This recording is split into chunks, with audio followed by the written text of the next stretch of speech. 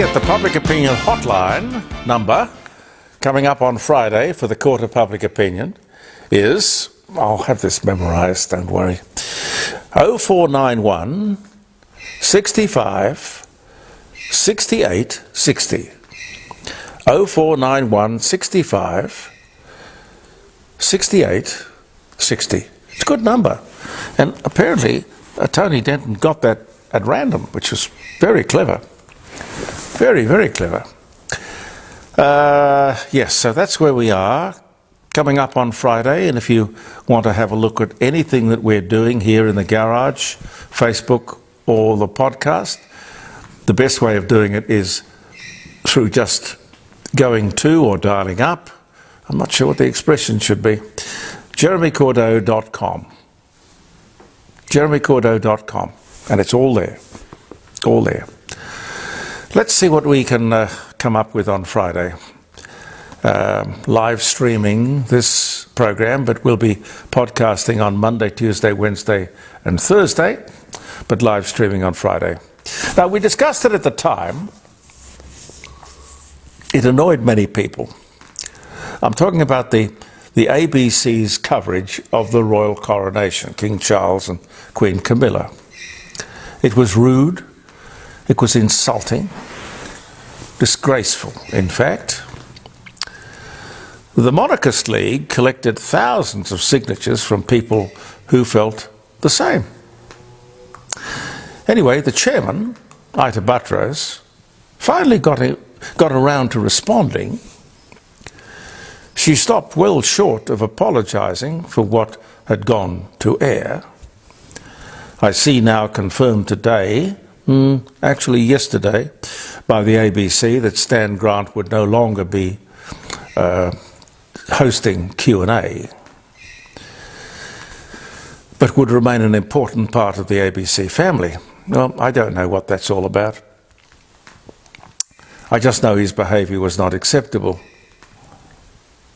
I don't know what's wrong with the ABC. I think it is, as Jonathan Shire, who was the managing director, appointed by, I think, John Howard, to do something about the ABC. As he left in tears, he said, memorably, "The animals have taken over the zoo." The only thing is that, in my experience, animals are quite sensible. Quite sensible. The war in Sudan, I don't expect you to follow all this African nonsense because there's so much of it, but the war in Sudan is 100 days old this week. It's a terrible war. Not that any war is good, but this is a bad one, inflicting shocking damage and suffering on the civilian population. Two factions in the armed forces going at each other for no other reason other than religion. It's ethnic cleansing. I don't know how else you describe it. 3 million people displaced. Thousands and thousands killed. Like all these tin pot places in Africa, they find it almost impossible to live in peace. Yet, where is the United Nations? If ever there was a case for them to step in, this is it. This is going to be another Rwanda, another Somalia. Oh, and there are dozens of others. And speaking of the United Nations, on the weekend, Putin destroyed a UNESCO-listed culturally important site in Ukraine. And not a word from the UN. UNESCO, of course, is part of the UN. Oh, well, what can you say? Russia is part of the Security Council with the right of veto. What could you do? What an impotent bunch of idiots.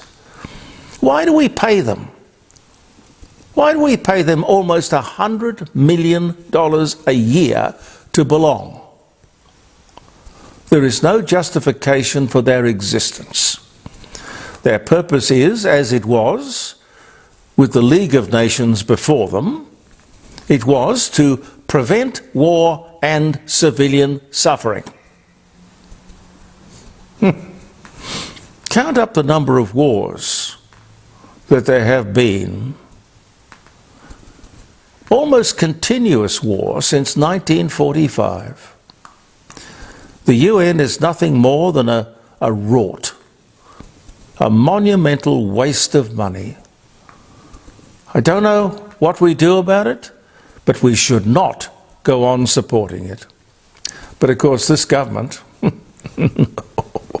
no, they're in there a million miles an hour. Can we get the ministers of the South Australian government, including the Premier, to stop wearing Aboriginal badges on their lapel, signifying some sort of affinity with a tiny part of our population, 1% of the population? Nationally, Aboriginals are 3%, but in South Australia it's 1%. I feel somehow they represent or want to represent Aboriginal South Australia more than the general population. Now the only reason I say this, I mean, they can, as individuals, do what they like. They can have a secret passion, which somehow collectively applies to all the ministers, I don't know. But the truth is, the Aboriginal population of South Australia at 1%, 1%, ladies and gentlemen. So for our ministers, our government, our politicians to identify more with 1% instead of the 99% seems to me to be bizarre. Just regard Aboriginal Australians like all Australians. We are all one people. Come on! Stop the divisiveness.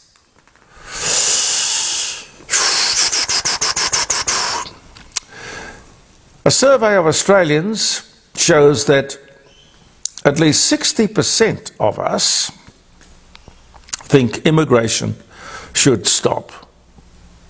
I know, Pete, you've got firm views on that. Absolutely. Shut the gate. We're full. 60%. Yeah. How much of that was influenced by our housing problem? I don't know. It could be a multiple of things that's influencing people's thinking, but logic says we have got too many people looking for a place to live at the moment. And we have 400,000 people predicted to arrive in Australia in the next year. And really, we have nowhere for them to go, nowhere for them to live. On one hand, business says, we need workers. Well, if that's true, we have about the same number of people out of work as we have opportunities for work. Surely we can get those two groups together and we solve the problem for everyone. Now, look, don't get me wrong, immigration is good. It's been for years good for Australia. We have benefited enormously from immigration. But we have to have a policy. We have to have a plan. And most importantly, people have to have jobs. And they have to have a place to live. One thing is sure. The more people we have looking for accommodation, the more expensive that accommodation is going to be for everyone. And if the authorities can't see that, we need a new government. I was most heartened to hear that story about Coles Myer. It was Coles more than Myer, but Coles having a gathering of their senior staff. Collectively, all the people in the room added up to about 9,000 years of service. Some had done 20 years, others 30, some 45, some 1, I think, or 2, 50. 1,500 years of service.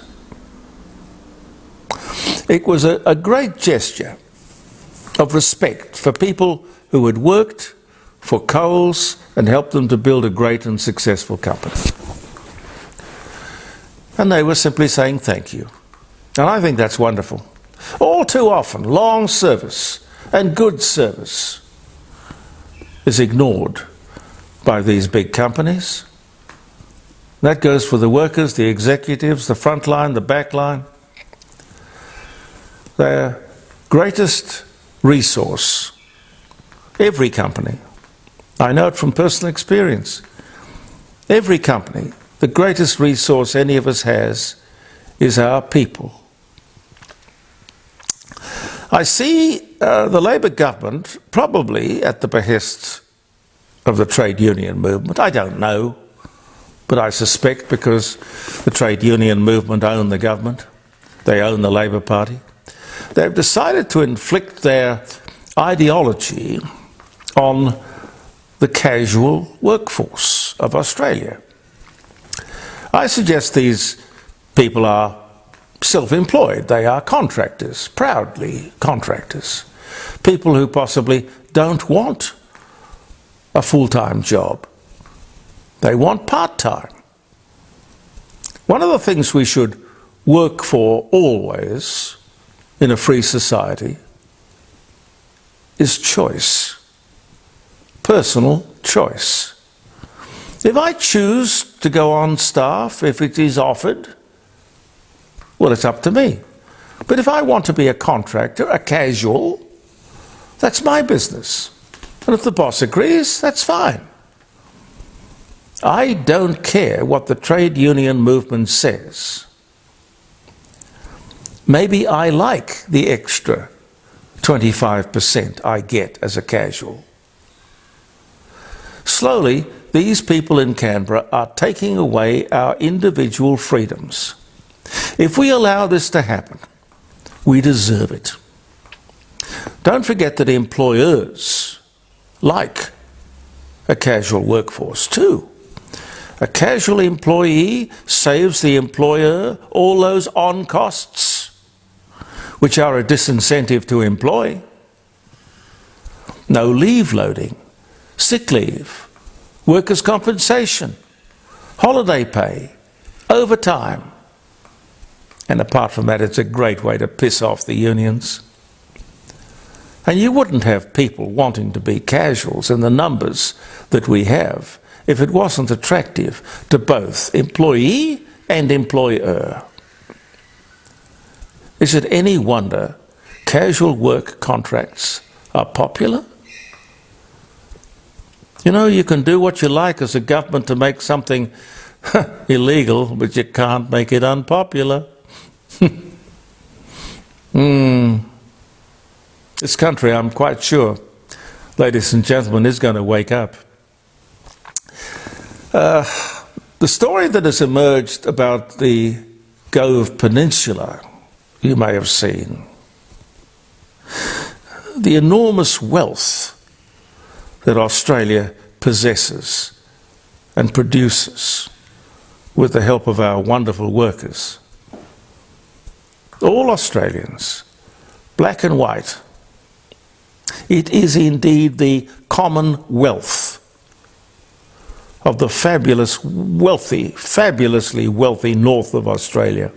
The huge bauxite deal and massive deposits of iron ore, the royalties deal, which was signed by the Aboriginal elders and Julia Gillard just a few years ago, a good deal for everyone. It guaranteed the Aboriginal people, and not very many,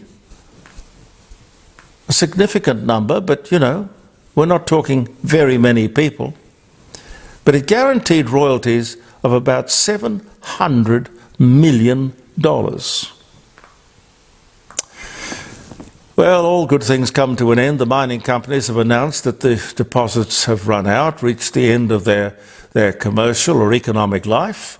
The mines will close and the end will come to the royalties. What have the Aboriginals done with the $700 million they've earned in just a few short years? What good has it done? Who got the money? There seems to be very little to show for the money. I saw one elder the other night saying on television, "I don't want my people to go back on the dole." Look, I'm sorry, sir. They never got off the dole. But what happened to the money? Does anyone know? Does anyone care? It is a not so small microcosm of a much larger problem. What we need, the Aboriginal people in particular, is a forensic accountant to discover where all this money goes. I talk a lot about the $35 billion that goes to Aboriginal people. But, you know, I tend to skate over the royalties because I'm not really ever sure exactly how much money's involved. But clearly, a lot. I'll leave you with this one, a well-being budget.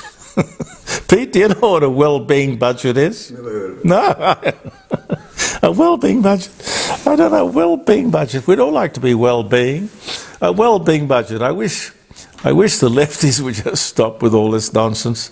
A well-being budget. What they've got to do, talking about budgets, it's simple, you know, no distractions. Just learn to live within your budget. That's all. Everything else is just froth and bubble, smoke and mirrors, trendy nonsense. Most of the figures that appeared when Jim Chalmers released his well-being budget, God knows why he did it, when all the figures that he was rattling off were truly out of date. So what was it all about? What was it all about? I don't know. Can I leave you with some dates? And I'll remind you of the number. It's not that I'm frightened that none of you will ring me on Friday. I'm not even sure how we're going to do that. I suspect the best thing is for you to message me with your phone number and we'll call you out. Because we don't have a switchboard. We you know, it's kind of like, you know... flying by the seat of our pants. Seat of the pants stuff. But at least we've got a radio station that isn't frightened of saying things that need to be said and will allow you the privilege of the same thing. You say what you think. You know? The number 0491 65 68 60. Friday, and we anticipate between 9 o'clock and 12. I better get an early night. I'm not used to getting up to do a radio program. Anyway, I'll leave you with some birthdays, some interesting things, events. The $200 commemorative gold coin struck to mark the 12th, I think it was, Commonwealth Games in Brisbane. X11. What's X11? That's 12, yeah. I would have thought we'd have more Commonwealth Games back in 1982 than 12. Anyway, be that as it may. Carl Jung, he was born in Switzerland, the psychologist, sexologist, 1875. Blake Edwards was born in Tulsa, Oklahoma. 24 hours to Tulsa. 24 hours, Tulsa. 24 hours, Tulsa. Gene Pitney, wasn't it? Yeah, good song. He's the producer and the husband of Julie Andrews. Yeah. Mary Jo Kopechne, now there's a name. That was 1940. Mary Jo Kopechne was born in Pennsylvania, presumably died shortly after midnight on July the 18th, 1968, when Senator Edward Kennedy drove off the narrow wooden bridge on Chappaquiddick Island, Martha's Vineyard, off Massachusetts. It was a sort of a tidal pond. She was a passenger in the car. 28-year-old Washington secretary and political worker had worked for Senator Robert F. Kennedy during his campaign for presidential nomination. And it certainly set Edward Kennedy back a long way. But they've all gone to God. Anyway, that was 1940. Baseballer Babe Ruth makes his last public appearance at the premiere of the New York presentation of his autobiographical movie called The Babe Ruth Story in 1948. Did Babe Ruth... No, Babe Ruth didn't marry Marilyn Monroe, did he? I've got that in the back of my mind that he... But there was a footballer. No, there was a footballer or a baseballer. She married someone. DiMaggio. Joe DiMaggio, that was the one. Yeah. George Gallup has died, 82. That was back in 1984. Possible heart attack. Died in his beautiful home in Switzerland. Founder of the Gallup poll, George Gallup. That's an interesting one. Ed Guerin died, 77 years of age, in a psychiatric institute in Madison, Wisconsin. The farmer who was hospitalized in 1957 for the grisly slayings on which the movie Psycho was presumably based. 1884. Liberia becomes the first African colony to secure independence in 1847. Wow, 1847. Still a basket case. Queen Elizabeth II creates her eldest son Charles, Prince of Wales, in 1958. Bobby Hebb, musician, who was born in Tennessee in 1941. A severe earthquake hits Yugoslavia. 1,100 people killed in 1963. Apollo 15 is launched.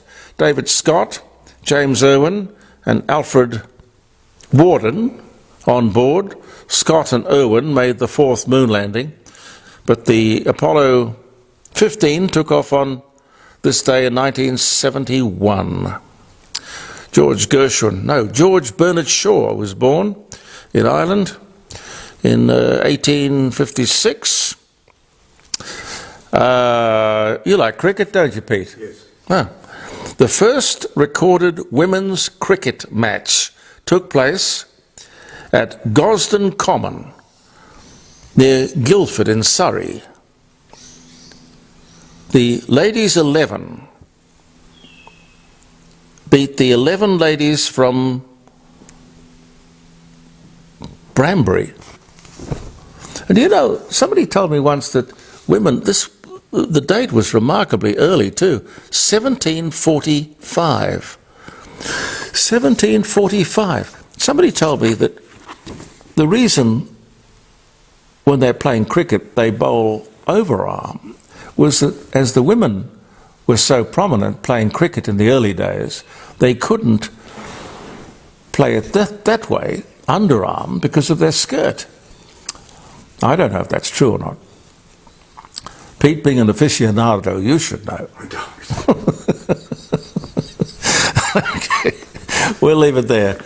We'll tag this, as we will, up until the end of the week, I think, with these bits and pieces that you've sent me about The Voice, because I value your contribution and your care and your caring about the particular subject. Thank you very much for viewing the Court of Public Opinion. I'm Jeremy Cordeaux. We'll see you tomorrow. Believe in yourself. Pete and I will be back. Bye for now.